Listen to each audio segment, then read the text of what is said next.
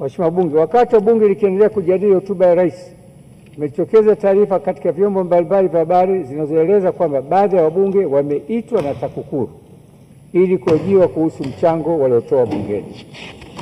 Mheshimiwa Bunge, kwa mujibu wa kanuni ya 5 za kudumu za Bunge 2025, nimeona kuwa ipo haja ya kufafanua swala la haki na uhuru wa majadiliano bungeni. Mheshimiwa Bunge, katika kutekeleza majukumu ya Bunge katika kikao cha Bunge, kamati au shughuli nyingine za kibunge, wabunge wapo huru kutoa mawazo na kufanya majadiliano bila shinikizo, hofu, kofia, kuhojiwa, kushtakiwa au kikwazo kingine chochote. Uhuru huo unalindwa chini ya ibara 100 ya Katiba Jamhuri ya Muungano wa Tanzania 1977 na chini ya kifungu cha 3(6) Sheria ya Kinga, Madaraka na Haki za Bunge sura 296. Mheshimiwa Bunge, kanuni za kudumu za Bunge zimeweka wazi masuala yasiyoruhusiwa kujadiliwa bungeni. Endapo tatokea ukiukwaji, kiti kinaweza kuelekeza kufutwa kwa mchango wa mbunge usioruhusiwa au kumtaka kufuta mchango wake. Iwapo mbunge atakaidi maelezo ya kiti, anaweza kupelekwa katika kamati ya Bunge kwa ajili ya uchunguzi.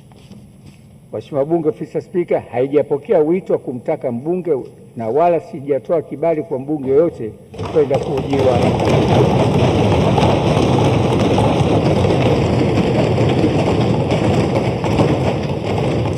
Mheshimiwa Bunge, baada ya maelezo hayo, nawapongeza wabunge wote kwa michango yenu yenye tija mnayoitoa kwa manufaa ya taifa letu.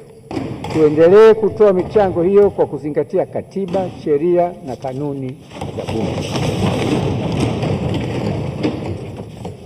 Katibu wa Bunge anaomba kuwatangazia waheshimiwa wabunge kwa Mheshimiwa Mhandisi Hamad Yusuf Masauni, Waziri wa Nchi, Ofisi ya Makamu wa Rais, Muungano na Mazingira, mnamo tarehe 12 Disemba 2025 alichaguliwa kuwa Makamu wa Rais, Baraza la Mazingira la Umoja wa Mataifa UNEA.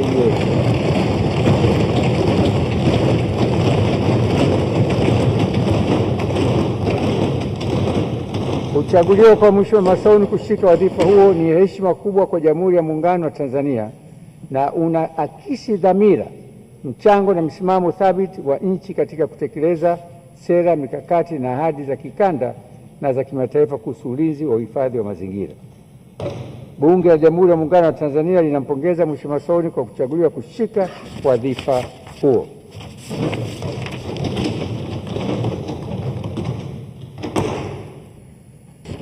Mheshimiwa Bunge,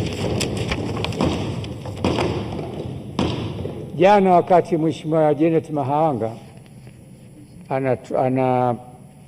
anachangia hotuba ya mipango, alizungumza mambo ya msingi sana, lakini nikamwona Waziri Gwajima Mheshimiwa kwa utiifu na uzalendo wake akaenda kumfuata Mheshimiwa Mahawanga na kutaka kujua zaidi ili aweze kumsaidia yeye na kusaidia kina mama na wanawake na vijana nchini.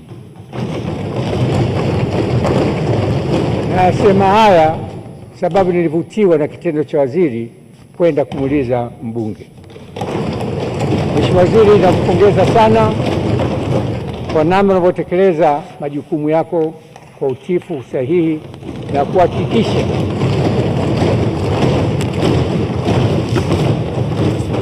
kuhakikisha azma ya Mheshimiwa Rais na sera zake na mipango yetu iende sawasawa na wananchi waridhike kupata majibu sahihi kutoka serikalini. Hongera sana Mheshimiwa Waziri.